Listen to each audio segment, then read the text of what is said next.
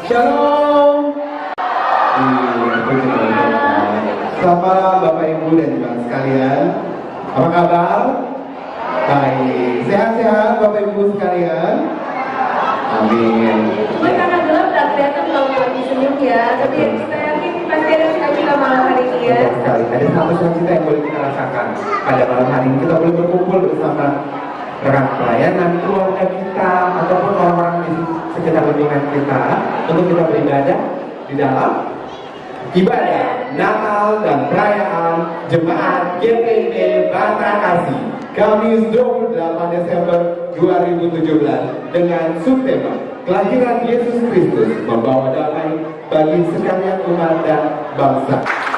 Ya, jadi kalau tadi juga tentang sekalian umat dan bangsa, mungkin karena itu malam hari ini Kak Eki dan Kak di sini beda ya dari biasanya. Beda kan? Beda formal, beda. Aduh, pagi kelihatan cantik ya. Makasih. Betul. Saya memang Udah bisa dipikir tahu. dalam hari ini dengan bertemakan etnik. Jadi ibadah kita malam hari ini itu beda dari biasanya. Betul. Akan ada nuansa etnis, bukan cuma di baju kita berdua. Karena kan sia-sia kalau cuma baju. Di Sulawesi Selatan itu ada begitu banyak budaya, kan? Tidak hanya Ada dari pakaian, tetapi dari lagu-lagu. Lagu-lagunya nanti mungkin ada orang tante tahu, oh ini kayaknya lagu daerah. Iya. Nah, kita akan menyanyikan lagu-lagu yang Bernuansakan etnik. Jadi seperti itu. Jadi Bapak Ibu, kenapa kita berdua memakai baju yang sangat bagus? Pada malam hari ini saya dari Toraja dan rekan saya dari Makassar. Kita langsung tema etnik pada malam hari ini. Dengan tarian kita akan seru-seruan, kita akan beribadah bersama lewat puji-pujian, lewat tarian-tarian dari etnik Sulawesi Sulawesi Selatan. Selatan. Langsung saja ya, kita nggak usah berlama-lama, mungkin sudah pada penasaran bagaimana itu yang dimaksud dengan etnis yang akan kita angkat dalam ibadah malam hari ini. Ada salah satu yang kita akan tampilkan, di mana tarian ini kita sebutkan dengan tarian empat etnis. Oh, jadi kita akan melihat dengan tarian empat etnis. Itu empat etnis apa sih kak? Aduh, gimana sih? Besar gimana? Jadi kenapa harus empat etnis? Tarian empat etnis itu tari-tarian yang melukiskan bagaimana budaya kita, budaya Sulawesi Selatan sebagai masyarakat yang menjunjung tinggi tentang nilai keragaman dan kebersamaan. Jadi melalui tari-tarian yang akan kita saksikan ini menjunjung tinggi tentang etnis Sulawesi Selatan. Ada yang kita perkenalkan dengan etnis Ada Manda. ya, apa lagi? Bapak, ada empat etnis. Ayo, mungkin Bapak Ibu dan Ibu sekalian tahu. Nanti dapat hadiah dari saya. Dari mana? Ada Manda, Makassar, terus oke, siap. Beri tepuk tangan dong buat kita semua pada hari ini. Ada penasaran kalian kan? Betul sekali. Mungkin Bapak Ibu dan Ibu sudah penasaran. Saya juga belum pernah lihat soalnya. Masa berkenalan lagi, kita persilakan tarian empat etnis dari Sanggar South Sulawesi.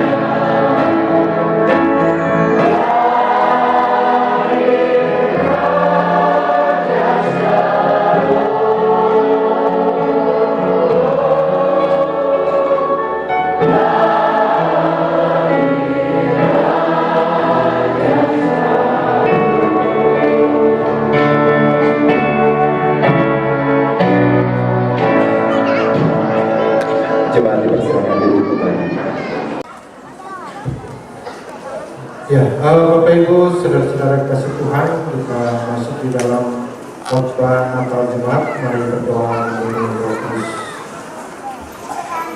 Allah Bapa yang turun ke dalam dunia melalui Putra-Mu Yesus Kristus, bayi Natal yang kudus, yang juga telah mati dan bangkit bagi dosa dan salah kami. Kiranya firman yang menyapa kami, memberikan kami kembali kelegaan untuk menerima rahmat dan kasih-Mu yang jauh lebih besar daripada segala yang ada pada kami.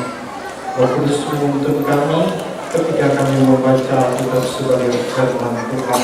Dalam nama Yesus Kristus kami berdoa. Amin. Halo. Dalam teologi Yahudi seharusnya tidak hanya shalom. Shalom itu adalah perkataan Allah. Shalom itu Allah. Yesus Kristus juga ketika bertemu dengan murid-muridnya, Shalom itu hanya ucapan daripada Allah atau Yesus Kristus. Manusia tidak bisa. Nah, dalam teologi Yahudi itu, maka kita harus mengucapkan Shalom Aleihim, salam damai sejahtera bagi. Jadi ketika orang mengucapkan Shalom Aleihim, maka Bapak Ibu Saudara-saudara menjawab Wa Aleihim Shalom. Seperti saudara-saudara kan Assalamualaikum Waalaikumsalam. Jadi kalau saya mengucapkan Shalom Aleihim, maka Bapak Ibu menjawab Wa Aleihim Shalom. Salam sejahtera bagimu juga sejahtera. Itu. Kalau saya mengucapkan selamat malam Bapak Ibu.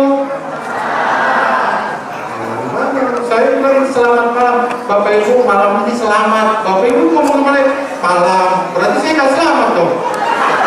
Harus ucapkan selamat malam Pak Pendeta. Jadi kita sama-sama selamat. Ya. Saya pulang dekat. Ya. Tinggal jalan kaki ya pasti selamat. Bapak Ibu belum tentu selamat. Karena ini saya katakan selamat malam. Selamat malam Bapak Ibu.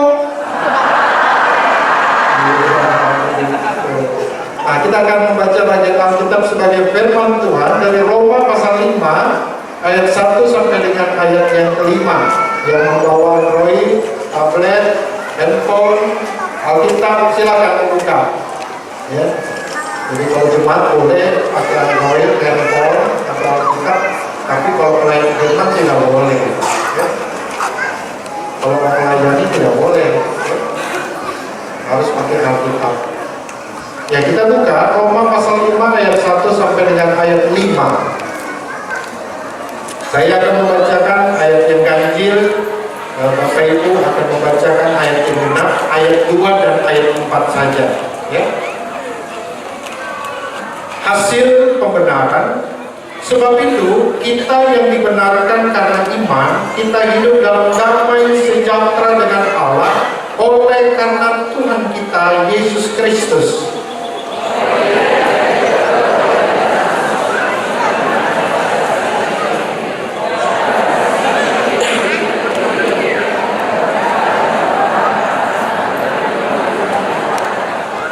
Dan bukan hanya itu saja, kita malah bermegah juga dalam kesengsaraan kita, karena kita tahu bahwa kesengsaraan itu menimbulkan ketekunan.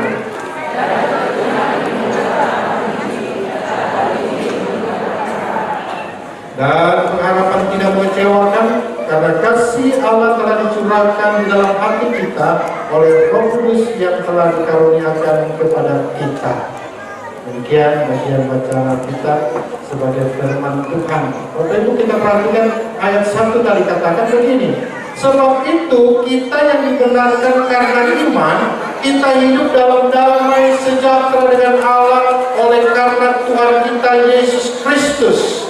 Peace with God through our Lord Jesus Christ.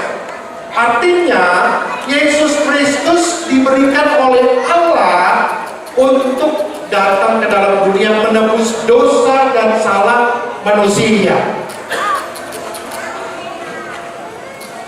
Jadi Allah turun ke dalam dunia melalui Yesus Kristus untuk menebus dosa dan salah manusia.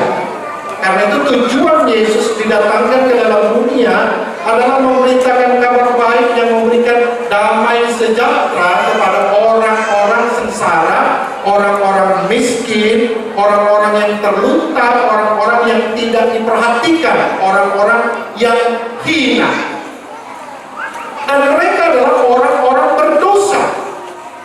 Dan kalau kita tidak termasuk dari antara mereka, apakah kita orang-orang berdosa? Apakah Bapak Ibu orang-orang berdosa? Bagaimana mungkin Yesus yang 2000 tahun lalu datang ke dalam dunia bisa menghapuskan dosa dan salah kita?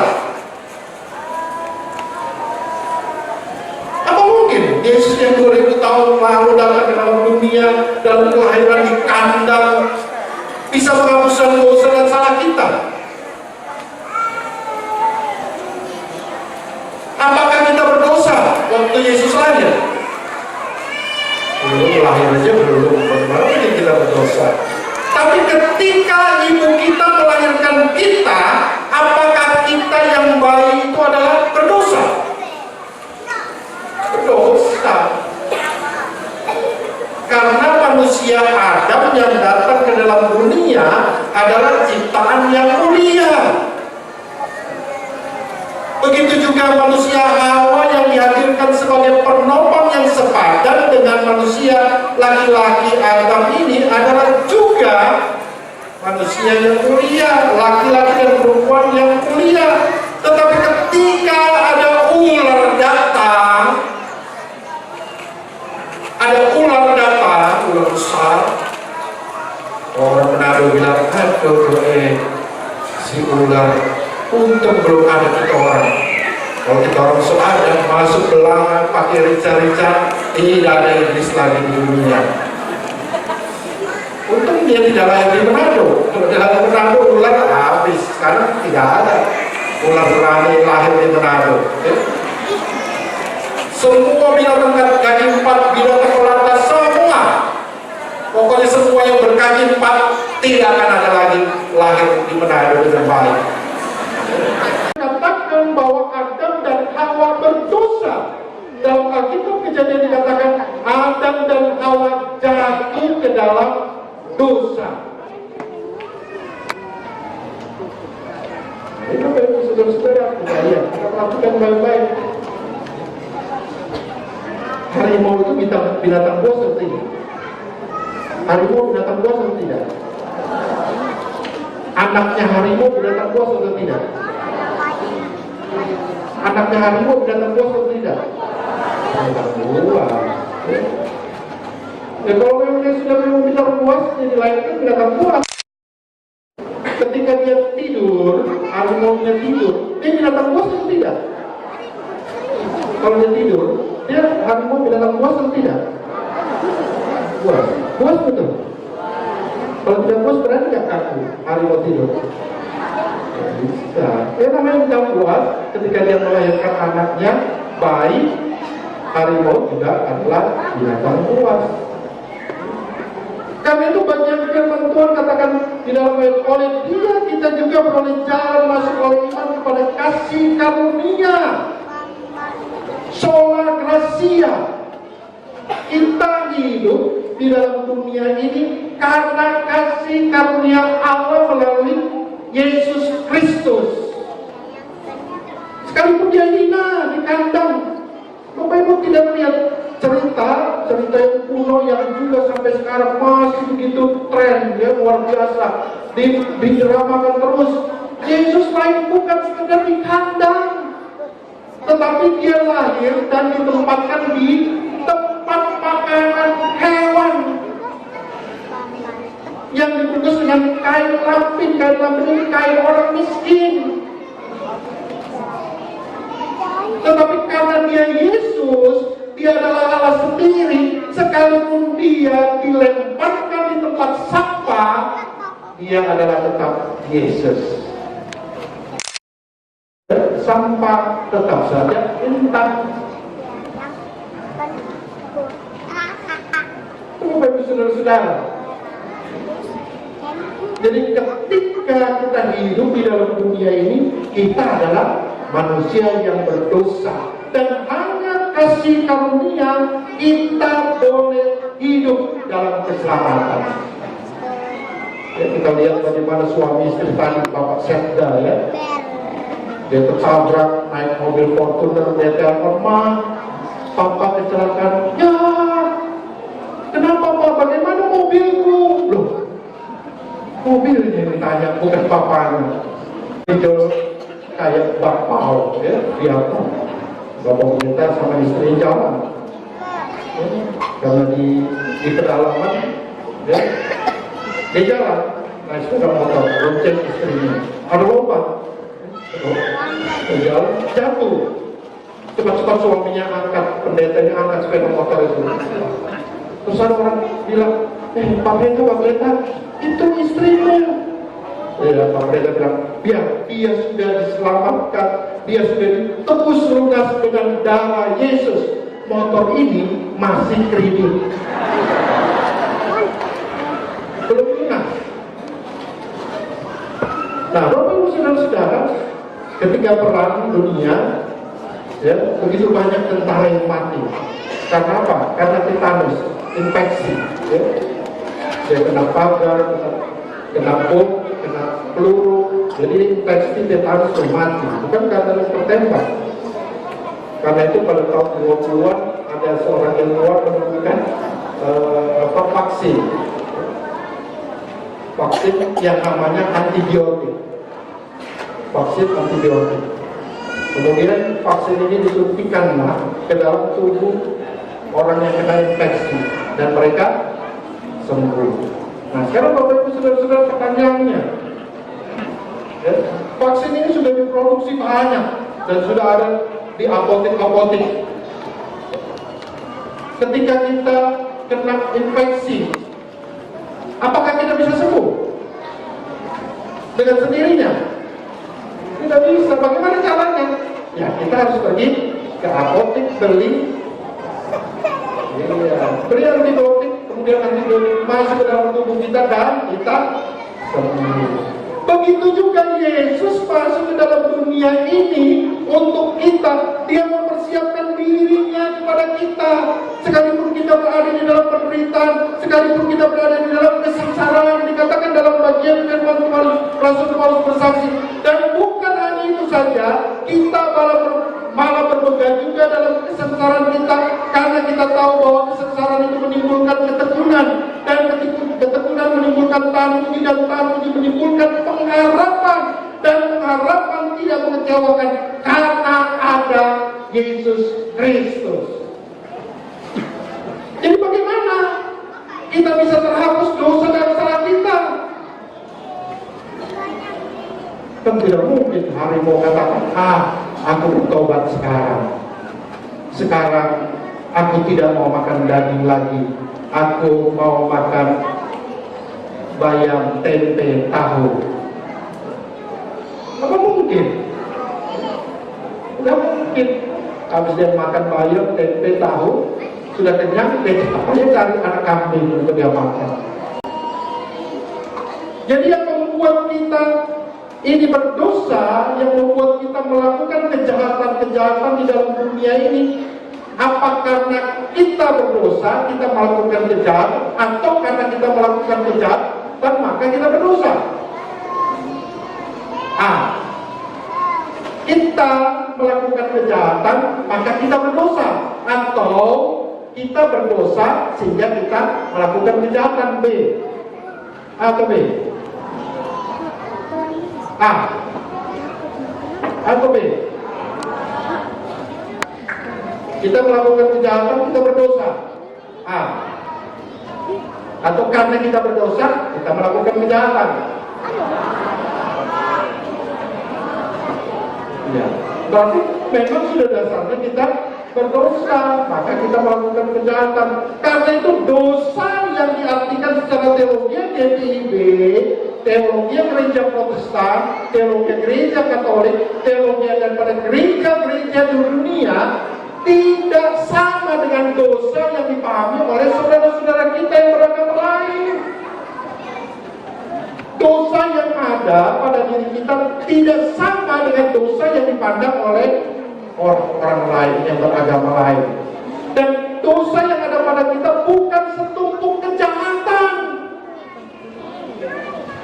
bukan sebongkah kejahatan yang bisa dibalas dengan kebaikan-kebaikan, dengan amal-amal. Tidak. Kalau dosa kita adalah setumpuk kejahatan, maka dengan mudah kita bisa membayarnya, melunasinya. Tapi bagian Alkitab, firman Tuhan menyampaikan, dosamu tidak akan pernah terhapus. Dan hanya percaya kepada Yesus Kristus, artinya minta ampun, bertobat, maka dosamu yang merah menjadi putih seperti salju.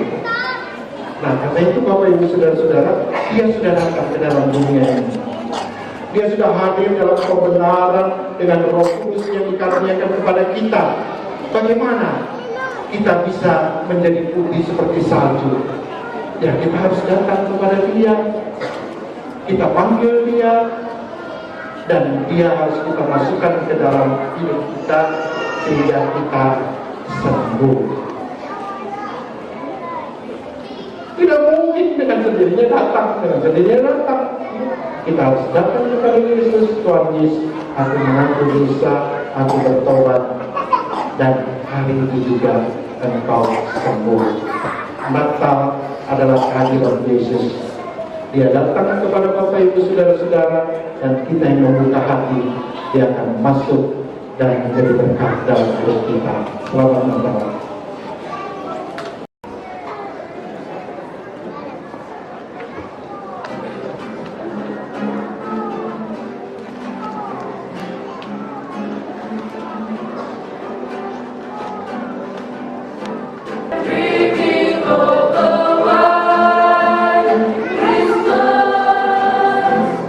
Just like the one I used to know.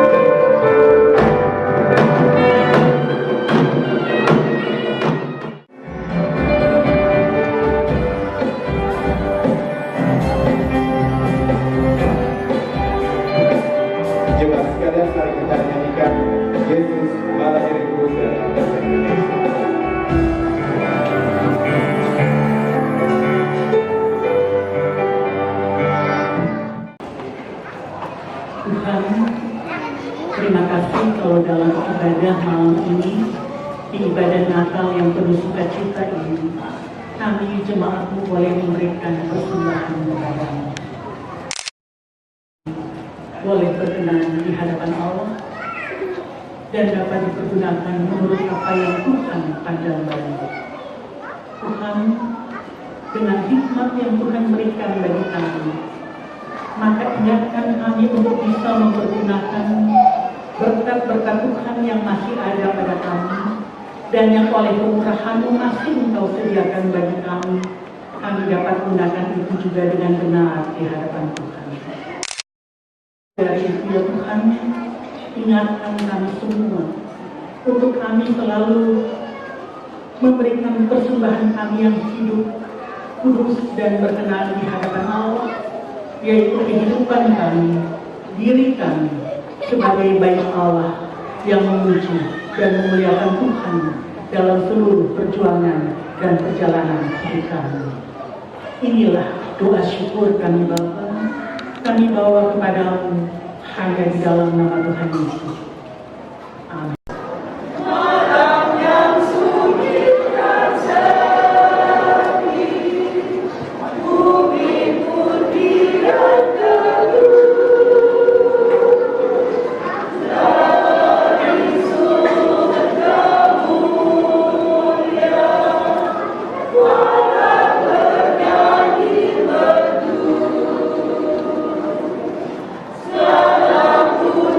Bye.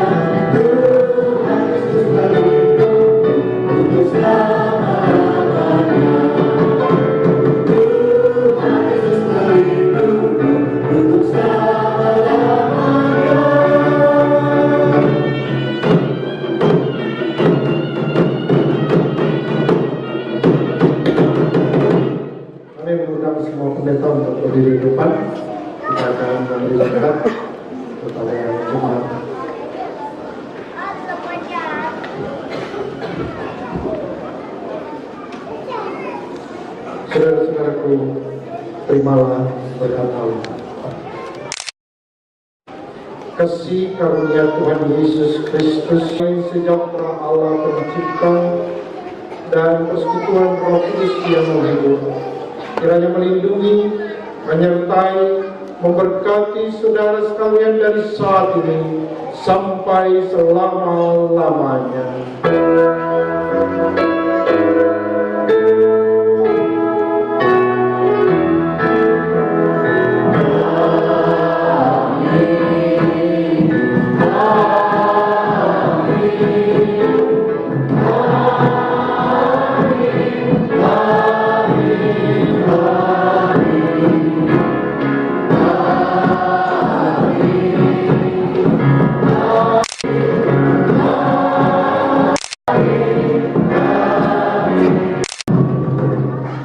Bapak Ibu silakan duduk, teman-teman. Terima kasih kesempatan yang diberikan, sekalipun ini tidak ada dalam akta perayaan kita malam hari ini, tapi kesempatan ini diberikan bagi saya dan keluarga dalam rangka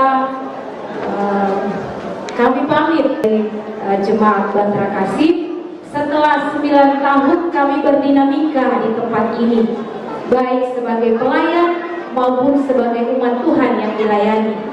Dalam rangkaian dinamika pekerjaan, minggu lalu suami saya mendapat SK mutasi ke Jakarta, tepatnya di kantor Pusdiklat Bandung. Komitmen keluarga kami, saya dan anak-anak diangkut juga dalam mutasi tersebut. Saya bersama dengan keluarga mengucapkan terima kasih untuk 9 tahun kebersamaan kita di Bantara Kasih. Buat oma dan opa saat kami, mama dan papa kami, kakak-kakak kami, adik-adik kami, dan juga anak-anak kami yang sudah bersama-sama memberikan sumbangsi bagi kami selaku satu keluarga dalam pertumbuhan kami, baik itu dalam pergaulan kami, hubungan sosial kami, maupun dalam kehidupan pelayanan kami. Dan kami menyadari Bapak Ibu, saudara-saudara, dan juga orang tua kami, anak-anak kami, adik kakak kami, bahwa kami jauh dari yang namanya kesempurnaan, tuntutan-tuntutan Bapak Ibu, keinginan-keinginan Bapak Ibu, tapi kami percaya bahwa semuanya itu adalah suatu proses yang dimana kami dan juga Bapak Ibu ada di dalamnya dan kemuliaan nama Tuhan. Dan kami tadi baru dari Jakarta, setelah kami mengurus segala sesuatunya di Jakarta, karena kesannya saya dan suami saya, anak-anak saya belum move on dari Batra Kasih, dan kami mau hadir di tempat ini. Mungkin dalam jangka 1 minggu ini kami masih ada bersama dengan Batra Kasih sebelum kami kembali berproses di Jakarta. Dan kami pribadi terima kasih Pak Ferry sudah ada rekomendasi kami untuk di tempat baru di Jakarta. Saya belum melapor ke Sinode, tetapi saya punya ikatan batin bersama keluarga dengan Jemaat Batra Kasih, dan kami pasti akan selalu ada bersama dengan Bapak Ibu, bersama dengan Bapak Ibu, tapi hati, jiwa dan perasaan kami ada di Batra Kasih. Dan Bapak Ibu, mewek kata anak muda. Sampai detik ini setiap hari kami menerima telepon, sepertinya jemaat tidak mau, walaupun kami bukan KMJ, bukan PJ, tetapi mereka banyak yang berbicara kalau bisa dipertimbangkan untuk pindah. Kalau suami pindah, biarlah istri dan anak-anak di sini. Tapi sekali lagi Bapak Ibu, ini bagian dari komitmen bersama satu keluarga, bahwa saya mendampingi suami dan anak-anak, dan saya pun begitu. Di sana medan pelayanan sudah menanti, suami dan anak-anak juga mendukung saya. Jadi akhir kata Bapak Ibu, jika selama ini tutur kata kami, pikiran kami, bahkan perbuatan kami tidak berkenan di hati Bapak Ibu, dalam segala kerendahan hati kami mohon dimaafkan. Dan biarlah segala sesuatu yang negatif-negatif itu berlalu seiring berjalannya waktu, dan kita mengembangkan hal-hal yang positif. Dan kami percaya kami sudah bertumbuh, walaupun mungkin kami tidak seperti yang kami harapkan. Kami percaya bahwa disinilah proses Tuhan bagi kami. Kalau ada semua di ladang, baiklah kita menumpang mandi. Kalau ada umur yang panjang, baiklah kita berkumpul lagi. Selamat bertugas di tempat yang baru, Pendeta Karolina dan Bapak Roli dan Roli dan anak-anak. Tuhan kita berkati dan terima kasih dalam perjuangan bersama Bapak. Terima kasih.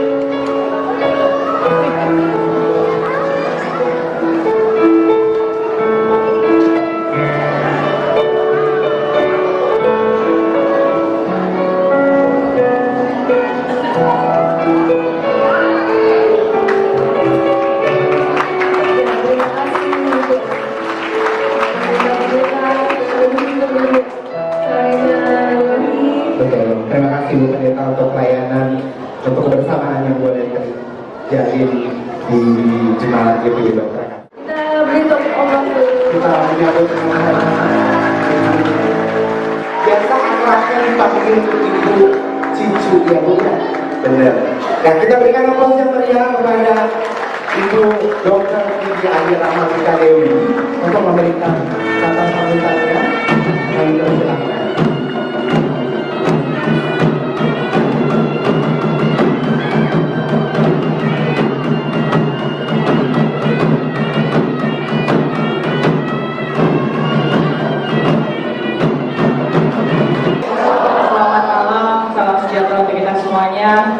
Pertama-tama yang saya hormati, yang saya banggakan, Bapak Pendeta Ferry Raitung dan para Bapak Ibu Pendeta yang hadir, yang tidak dapat saya sebut satu persatu namanya. Malam hari ini Pak John beserta seluruh jajaran panitia dan pengurus.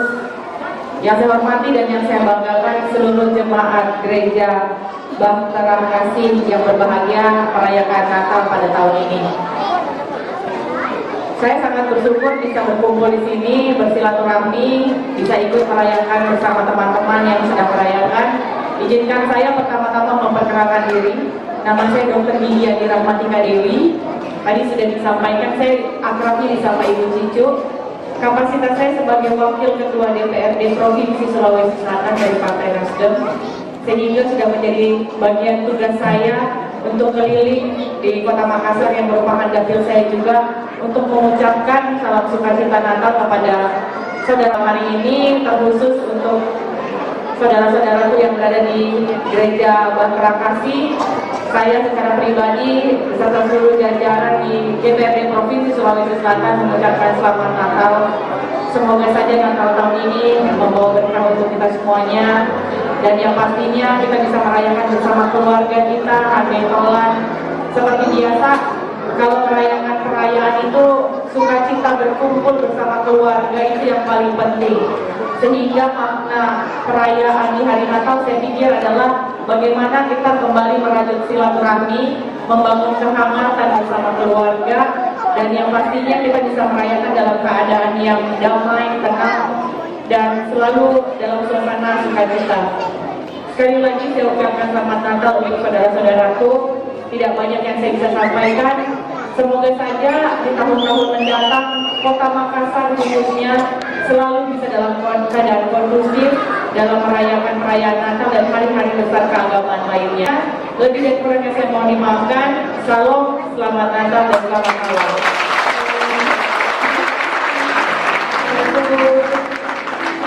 Ya, Ibu, saya panggilnya Ibu Cucu aja ya, biar lebih akrab. Ibu Cucu yang dulu pergi. Iya, Ibu coba-coba pergi aja, Bu. Ya, boleh bersama-sama dengan kami. Ya. Atas panggung kita foto. Silakan Ibu Pendeta Nancy, Ibu Pendeta Ibu.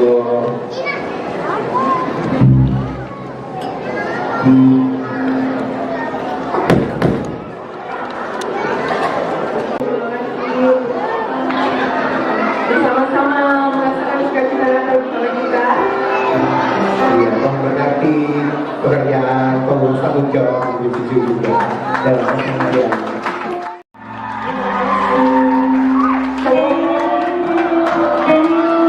Malam ini karena kita berkenalan etnis dan kita berdomisili di daerah Makassar, Minasari Bowita. Bisa tepuk tangan untuk saya.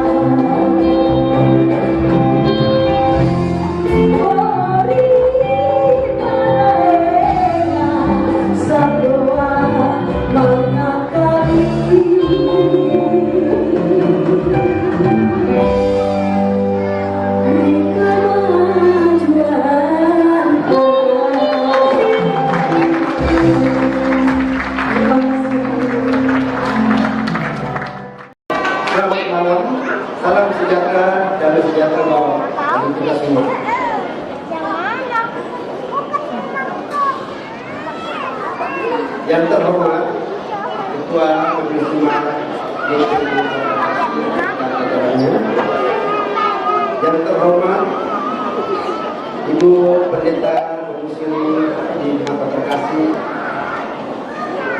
dan walaupun Ibu Dr. Hatika sudah berada di tempat, tapi kita bersyukur bahwa beliau mau hadir bersama kita dalam perayaan Natal pada malam hari ini, di mana beliau sebagai calon wali kota Makassar.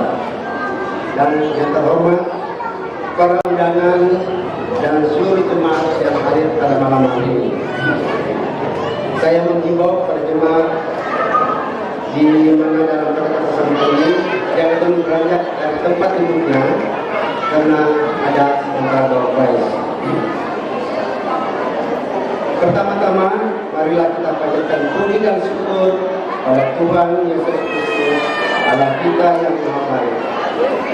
Karena kasih dan karunia-Nya kita diberikan kesehatan, kekuatan dan kesempatan sehingga pada malam yang berbahagia ini kita dapat menghadiri perayaan Natal Jemaat DPD Bangsa Kasih tahun 2017 dengan tema mengadakan pelayanan dan kesaksian dengan mewujudkan kebebasan, keadilan, kebenaran, dan kesejahteraan bagi sesama dan alam. Kelahiran Yesus Kristus membawa damai bagi sekalian umat, suku, dan bangsa Indonesia. Subtema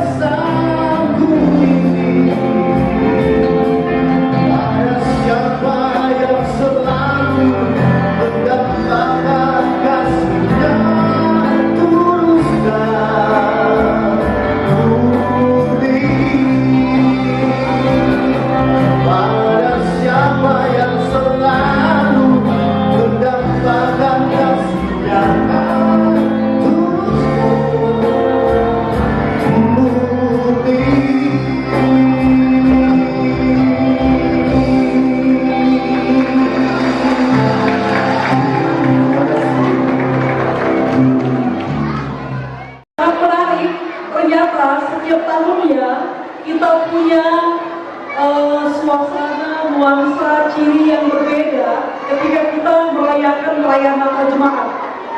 Ya, setiap tahun itu semua panitia punya kreativitas tersendiri dan sangat menarik. Khususnya malam hari ini, panitia mengangkat subtema kelahiran Yesus Kristus membawa damai bagi warga, suku, dan bangsa Indonesia. Jadi yang mau ditonjolkan panitia di sini adalah keberagaman. Dan memang itulah ciri kita, beragam, berbeda, suku, tradisi, agama, latar belakang lainnya kita berbeda-beda. Tetapi yang mempersatukan kita di dalam persekutuan di jemaat adalah Kristus. Dan yang kebersamaan di masyarakat juga di bangsa ini adalah Pancasila. Aku Indonesia, aku Pancasila. Nah, sebagai warga jemaat, khususnya warga jemaat GP Babat Prakasi, menyadari di jemaat kita sendiri pun keberagaman itu ada. Keberagaman itu bisa membawa kita pada konflik, bisa pada perselisihan.